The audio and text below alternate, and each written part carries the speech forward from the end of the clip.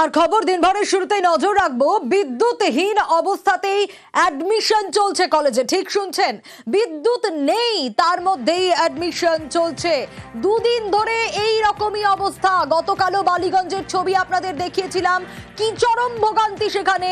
আর বিদ্যুৎহীন কলেজে ভোগান্তি। বালিগঞ্জ ITI সেই ছবি দেখাচ্ছি আপনাদের। চরম হয়রানি। ইরন রয়েছে আমার সঙ্গে, আরো ডিটেল জানাতে পারবে। ইরন, অ্যাডমিশন নিতে হবে, সে কারণে বিদ্যুৎহীন অবস্থাতেই কলেজে অ্যাডমিশন চলছে, কিন্তু CSE কি করছে? CSEর ভূমিকায় তো ক্রমশ ক্ষোভ বাড়ছে।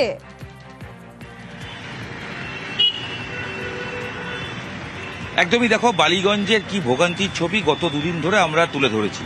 আজকে সকালে যে ছবি, বিভিন্ন জায়গায় বিদ্যুৎ চলে আসলো। বালিগঞ্জের গুরুত্বপূর্ণ কলেজ, বালিগঞ্জের ITI কলেজ, যে কলেজের সামনে দাঁড়িয়ে রয়েছি, এখানে আজকে কাউন্সিলিং ছিল। এখানে যারা ভর্তি হতে আসেন তাদের আজকে কাউন্সিলিং রয়েছে। যে কাউন্সিলিংয়ের প্রক্রিয়া ইতিমধ্যেই শুরু হয়েছে। সকাল 10টা থেকে কাউন্সিলিং হওয়ার কথা। আমরা এসে যে ছবি দেখি, এখানে জল জমে থাকার কারণে পরিষ্কার পরিচ্ছন্ন করা হচ্ছে। পাশাপাশি এখানে দেখা যায় যে বিদ্যুৎ নেই, কিন্তু তা সত্ত্বেও যেহেতু টাইমিং ঠিক করা আছে 10টা থেকেই প্রক্রিয়া শুরু হবে, সেই কারণে সেই অন্ধকারে একতলার কোনো ঘরে নয়, দোতলার ঘর জানলা দরজা খুলে যাতে সেখানে কাউন্সিলিং হয় এবং সেখানে যে অ্যাডমিশনের প্রক্রিয়া সেটা করার জন্য ভেতরে প্রবেশ করানো হচ্ছে। এবং আরেকটা ছবি ধরা পড়ে, অনেকের ক্ষেত্রে অ্যাডমিট না থাকা, যাতে এখানে কম্পিউটার কাজ করছে না, যার ফলে ডাউনলোড করার অসুবিধে হচ্ছে বা প্রিন্ট আউটের অসুবিধা হচ্ছে, এই সমস্যাতেও পড়তে হয়েছে। এরকমই এক অভিভাবক রয়েছেন যিনি তার সন্তানকে নিয়ে এসছেন। এখানে তো এসছেন পরীক্ষা দিতে, এসে দেখলেন কারেন্ট নেই। কি দেখলেন? কারেন্ট নেই, তারপরে আপনার জেনারেটরটা খারাপ, কোনো ব্যবস্থা ঠিক নেই। এই পুরো নোংরা এসে দেখুন এই অবস্থায় অ্যাডমিশন হবে এইটা তো জানি না। উপরে গেছে ছেলেরা, এখন ওরা কি করছে না করছে আমরা কি করে বলতে পারি। জল ঢুকে গেছে, জেনারেটরে পুরো জলটা ঢুকে গেছে, জেনারেটরটা খারাপ। জিজ্ঞেস করলেন? হ্যাঁ, একদমই বুঝতেই পারছেন যে উদ্বিগ্ন অভিভাবক, তিনিও জিজ্ঞেস করছেন বা ভাবছেন যে কিভাবে পরীক্ষা হবে। এখানে যে জায়গা রয়েছে, একটু ছবিটা নিয়ে গিয়ে দেখাই, যেখানে গেটে এখানেই নাম লেখা হচ্ছে ম্যানুয়ালি এবং ভেতরে প্রত্যেককে প্রবেশ করানো হচ্ছে। এবং যে ছবি আমরা দেখতে পাচ্ছি, যে এই জায়গায় এসে একটা যদি আমরা দেখি, দাদা এই যে প্রক্রিয়া, তো পরীক্ষা নিতেই হবে, নেওয়া শুরু হয়েছে, অ্যাডমিশন, কিন্তু বিদ্যুৎহীন অবস্থায়, বিদ্যুৎহীন কাজ করছে CSE বললেন। এই যে 60 ঘন্টা 60 আওয়ার অফ, সমস্যা কতটা হচ্ছে? সমস্যা হচ্ছেই, এখন কিছু করার নেই। প্রাকৃতিক দুর্যোগের ওপর তার কেউ যেতে পারবে না।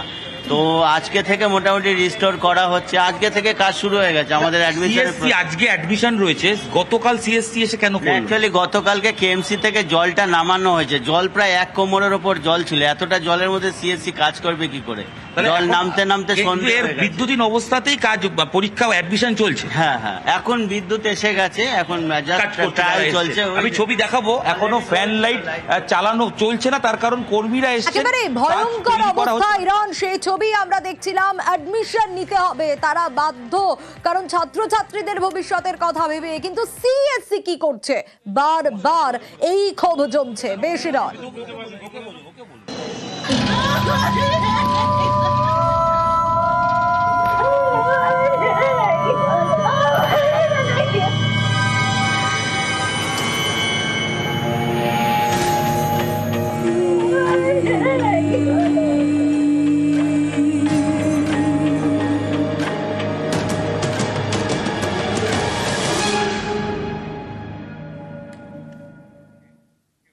জমা জল, বিদ্যুৎ স্পৃষ্ট হয়ে প্রাণ চলে গিয়েছে বেশ কয়েকজনের। কিন্তু তারপরও CSEর হুঁশকে ফিরেছে না ফেরেনি।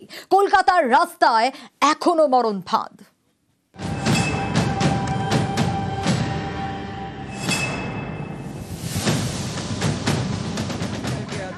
ধর্মতলায় CSEর অফিসের সামনে বুধবার তুমুল বিক্ষোভ।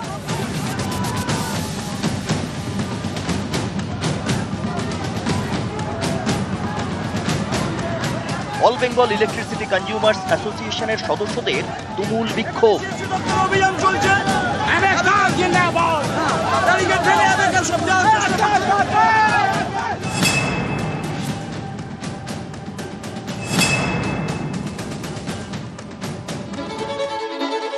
সোমবার রাতে টানা বৃষ্টি, তার জেরে জলমগ্ন কলকাতা। মঙ্গলবার সেই জমা জলে বিদ্যুৎস্পৃষ্ট হয়ে বেশ কয়েকজনের মৃত্যু হয়। এরপরেও হুঁশ ফেরেনি সিইএসসি। কলকাতার রাস্তায় এখনো মরণ ফাঁদ।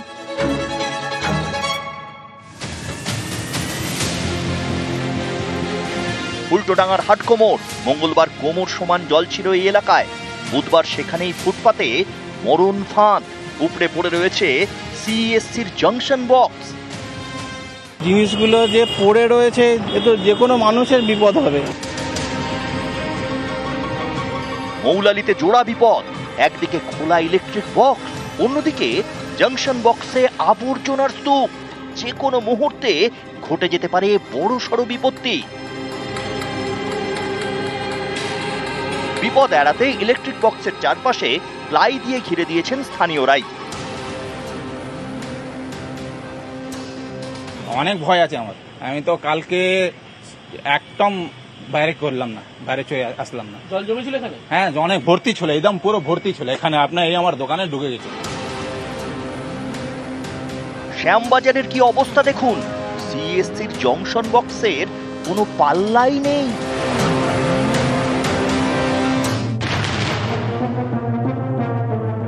মরণ ফাঁদের একই ছবি বেলগাছিয়াতেও। এখানেও বিপজ্জনকভাবে খোলা রয়েছে জাংশন বক্স।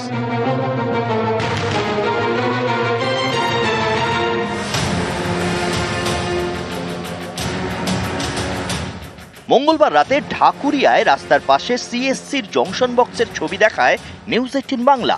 খোলা বক্স, বেরিয়ে রয়েছে তার, একেবারে মরণ ফাঁদ। যখন গাড়ি পাস করছে, যে ওয়েভ তৈরি হচ্ছে, সে ওয়েভ গিয়ে ধাক্কা মারছে মিটার বক্সে এবং সেখান থেকে ফ্ল্যাশ হচ্ছিল। তার এই কারণে কিন্তু তারা এই মুহূর্তে আতঙ্কে ভয়ে তারা উপরে উঠে এসেছে। পরিস্থিতি এতটাই বিপজ্জনক ছিল যে কাজ না করে ফিরে যেতে হয় পুরসভার কর্মীদের। চলে আসলাম এইদিকে ভাই করে। কতবার ফ্ল্যাশ করলো আপনারা যখন কাজ করছিলেন? 2 বার। বুধবার সকালে ফের ঢাকুরিয়ায় যায় নিউজ 18 বাংলা।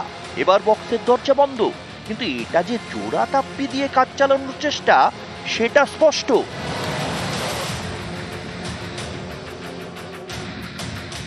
এই পোল বক্সের বা সার্কিট ব্রেকার বক্সের যে বক্সগুলি রয়েছে সেগুলিকে ভালোভাবে বন্ধ করে দেওয়া হয়েছে এবং যেগুলি তার বেরিয়েছিল বাইরে থাকা তারগুলোকে ভেতরে ঢুকিয়ে দেওয়া হয়েছে। তবে দেখা যাচ্ছে যে মিটার সেই মিটারটা কিন্তু এখনো পর্যন্ত বাইরে এসে ফেলে রাখা হয়েছে। নিউজ 18 বাংলা।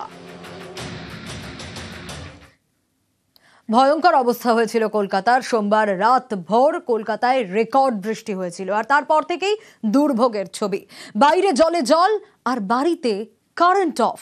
ঘন্টার পর ঘন্টা কারেন্ট নেই, ফলে পাম্প চালানো যায়নি, জল পাওয়া যায়নি। আর পরিস্থিতি এমন হয় যে অনেকে বাধ্য হয়ে ফ্ল্যাট ছেড়ে চলে গিয়েছেন।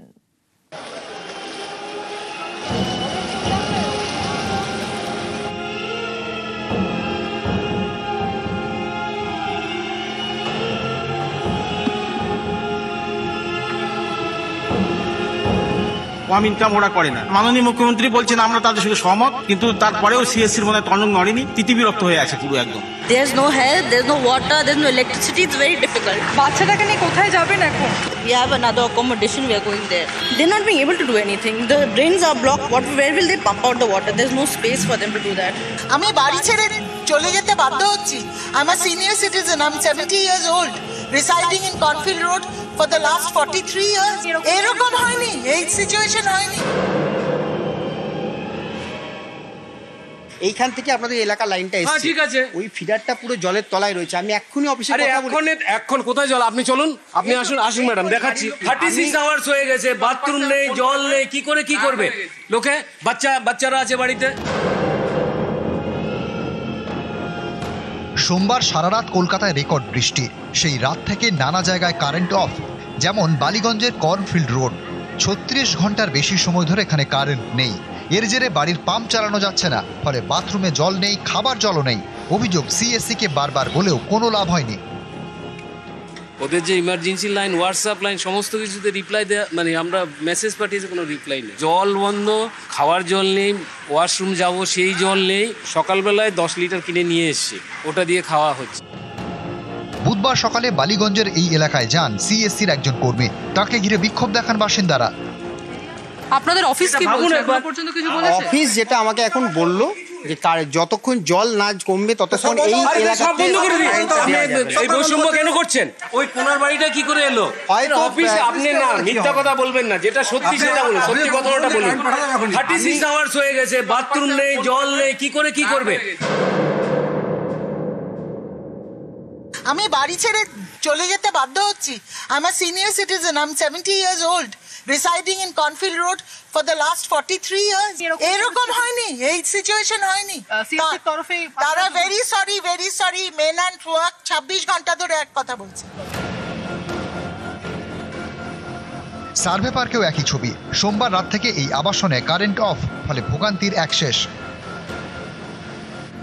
There's no help, there's no water, there's no electricity. It's very difficult. বাচ্চাটাকে নিয়ে কোথায় যাবেন এখন? We have another accommodation. We are going there. This is not the way of one person wants to stay in a community. This is not done. The drains are blocked. Where will they pump out the water? There's no space for them to do that.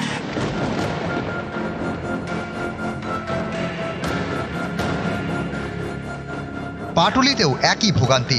অনেক বহুতলেই current নেই, ফলে pump চালানো যায়নি। জল পেতে হয়রানির এক শেষ। বৃদ্ধ বয়সে জল টানতে হচ্ছে। কারেন্ট আছে না, কারেন্ট নেই। যে জল তোলার মোটর, যে পাম্প মোটর, সে তো জলে ডুবে গেছে।